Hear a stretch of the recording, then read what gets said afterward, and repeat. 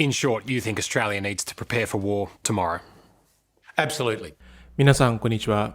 この動画を後で全部流しますので、その前に簡単に背景の説明をします。台湾海峡の緊張感が高まっている今、世界が台湾海峡の状況を注視しています。その中で、中国がいつ台湾を攻撃するかということについて、たくさんの専門家は自分の意見を言っています。今回の動画でメインに話す人は、オーストラリアの元陸軍少将と中国の元外交人員です。彼らについて動画の途中でまだ説明を入れるようにします。この二人の話から、中国の台湾に対する態度と、オーストラリアの軍人が中国の脅威に対する見解の一部がわかります。一点だけここでお伝えしたいことは、台湾海峡の情勢について様々な見解がありますので、これもその見解の中の一つとして見てください。今後、もし機会があれば、他の見解も紹介するようにします。では、どうぞ。Those who want to block China's unification with China's Taiwan will be doomed to failure. 彼の英語名は Victor Gao です。彼は北京外国語大学の翻訳専門を卒業した後、中国外交部の翻訳室に入って、その後、鄧小平の通訳の担当になりました。彼が外交部で5年間仕事をした後、1988年、キッシンジャーの推薦でイェール大学に入って、5年後に法学博士になります。1980年代、大学に入って外交部に入ること自体はそう簡単なことではありません。彼はその外交部で5年間勤務して、その間、鄧小平の通訳までなれた後、そのポジションから離れて、中共のラオポンヨであるキッシンジャーの推薦で、イェール大学に入った経験だけからも、彼は当時中共から相当信頼されていたことがわかります。その後、彼はモルガン・スタンレーのようなアメリカの投資会社、有名な電信会社、不動産会社、石油関連会社で勤務した経験があります。今は中国のシンクタンクの上層部です。ですので、彼は中国の外交畑出身で、中共の海外での拡張に関わってきた人です。ですので、彼はその時その時、中共の考え方を把握することができる。中共が外に向けてどんなメッセージを発信したいかをよく知っている人であることがわかります。動画の後半で司会者は彼を共産党のベテランと言いますが、厳しく言うとあれは間違いです。彼は共産党員ではなく、中国の国民党革命委員会の党員です。中国には中共以外にいくつかの民主政党があります。彼らの機能は中国は民主国家であるというイメージを作ることです。実際は共産党が言うことをやっているので、共産党の人と思っても問題ありません。Victor Gao is an expert in Chinese affairs and an unofficial mouthpiece for the regime in Beijing. Vice President of the Center for China and Globalization think tank, he's a former diplomat who was the interpreter for communist leader Deng Xiaoping. If the US does intervene in Taiwan and Australia supports them, what will happen to Australia? Listen, if Australia goes to fight together with the US soldiers in China's drive for reunification between China's mainland and China's Taiwan, then you are talking about the worst thing you can dream of. A war between China and the United States will soon escalate out of control, and that will be Armageddon, Armageddon, and Armageddon. And this is what I hope the Australian people will come to realize, that you need to deal with China with respect as much as you give to the United States. 彼のこの発言から、彼は習近平が考えていることの真髄を把握していることがわかります。習近平は、中国は今アメリカと同じような影響力がある国だと思って、これからアメリカと主導権争いをしようとしています。だから、ここで彼はアメリカと同じような対応をすべきと言っています。Through simulated invasions, China has been showing off the military might it could unleash if Taiwan puts up a fight. At the sprawling Zuraha training base in Inner Mongolia, troops are schooled in street-to-street combat in a mock Taipei. As you can see from these satellite images and from these photos, there's even a building with an extraordinary resemblance to Taiwan's presidential headquarters.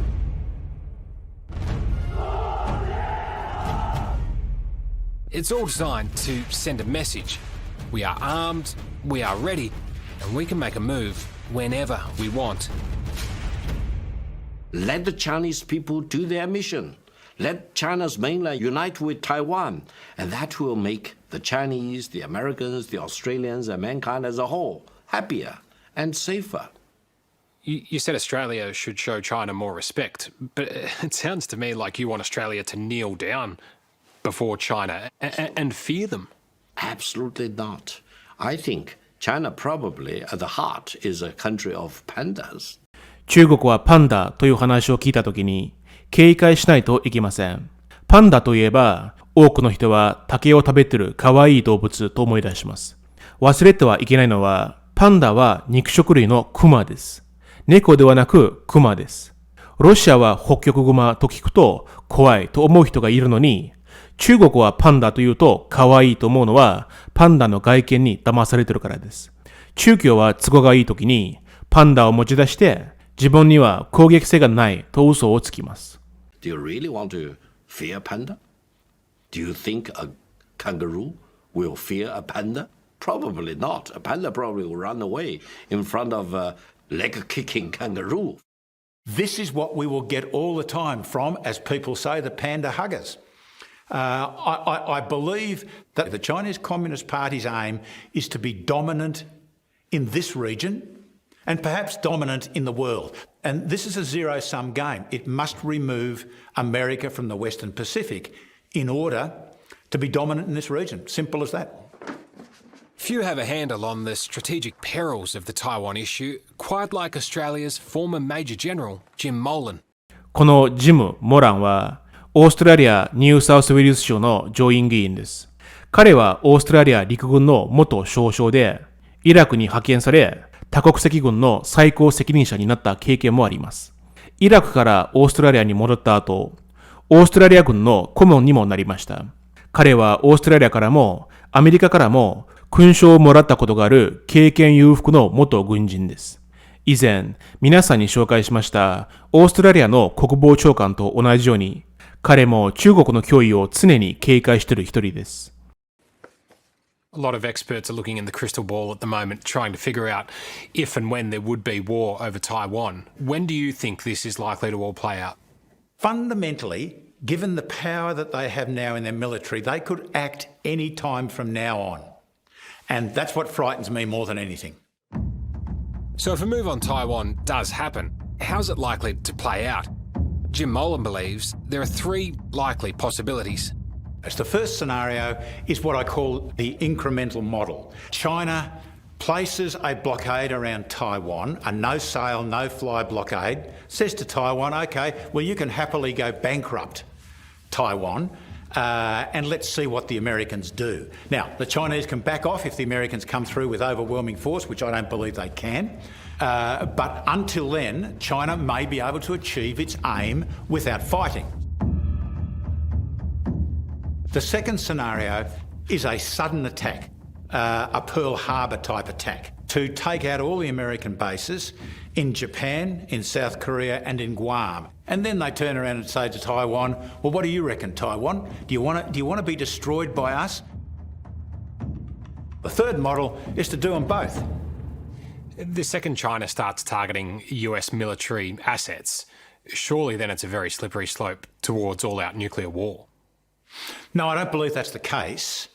America would be foolish, even though it may have suffered a tactical defeat, to use nuclear weapons because it would start losing American cities. And I want to thank that fellow down under. Thank you very much, pal. Appreciate it, Mr. Prime Minister. Right now, of course, Australia's focus is on the much bigger military hardware that'll result from the AUKUS Pact.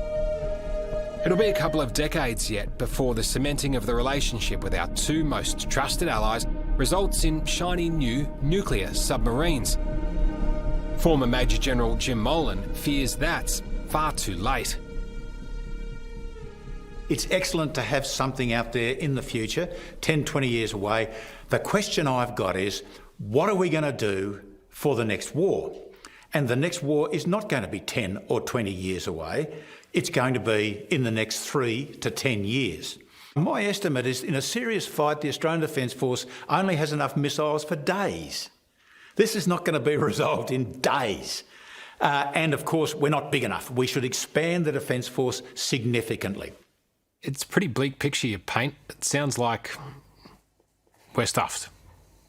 I don't think being stuffed is a strategic word that I've used very often, but it's not bad. We should fund defence now based on our assessment of the national security strategy, which is based on the war that we want to win.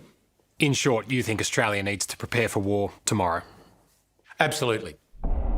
One thing is clear, while Australia's new subs will be nuclear powered, they won't be carrying nuclear warheads. But veteran Communist Party loyalist Victor Gao says Australia has already crossed the nuclear line. I would say the AUKUS deal in itself, by enabling Australia to build nuclear submarines, will have one big consequence for Australia. That is, Australia will no longer enjoy the benefit and the very rare privilege of not being targeted with nuclear weapons going forward.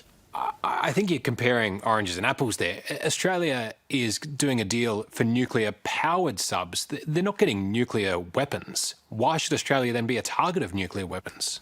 Listen to me. The tubes in a submarine can be armed with both nuclear warheads and conventional warheads. Now, in the heat of a battle or in the heat of a war, do you think Australia will allow inspection as to what kind of warhead you put into that big tube? I can bet you, in the heat of battle, no one will pause, and the safe approach is to target Australia as a nuclear-armed country. 彼のこの発言は当時、オーストラリアを核攻撃すると脅迫した発言であると一時話題になりました。いきなりオーストラリアを攻撃の標的にするという言い方は、当時、環球時報の編集長が、もしオーストラリアが台湾海峡の紛争に手を出すと、オーストラリア本土が攻撃の標的になると言ったのと同じです。中国から出るそのような意見がオーストラリアを警戒させ、自分の軍事力を上げることを考え始めた理由でもあると言われています。オーストラリアが最近かなりアグレッシブに自分の国防能力を高める行動をしていることに、実は歴史的な関係があるとも言われています。アメリカは確かにオーストラリアと軍事協定があって、もしオーストラリアが攻撃されるとアメリカも動きます。冷戦時代ではこのような協定があれば問題はありませんでした。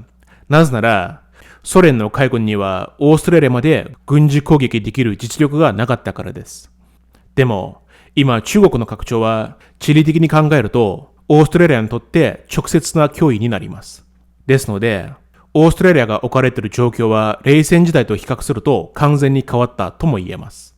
では、自分の安全が本当に危険にさらされたとき、オーストラリアはアメリカを完全に信用するとは言えません。その一つの理由は、オーストラリアに第二次世界大戦で他の国に頼って大きな打撃を受けた経験があるからです。第二次世界大戦で日本は約2年間にわたってオーストラリア本土を空襲しましたが、オーストラリアを守ると言っていたイギリスも回らなくなり、オーストラリアをしっかり手伝うことができませんでした。ですので、片方はアグレッシブになっている中国共産党で、もう片方は頼りがないバイデン政権ですので、その歴史経験から得た教訓も、彼らが今急いで軍事力を上げている、強い警戒心を持っている一つの理由です。日本もオーストラリアと同じく中国とバイデン政権の間にいますので、自分の軍事力を上げることを考えないといけません。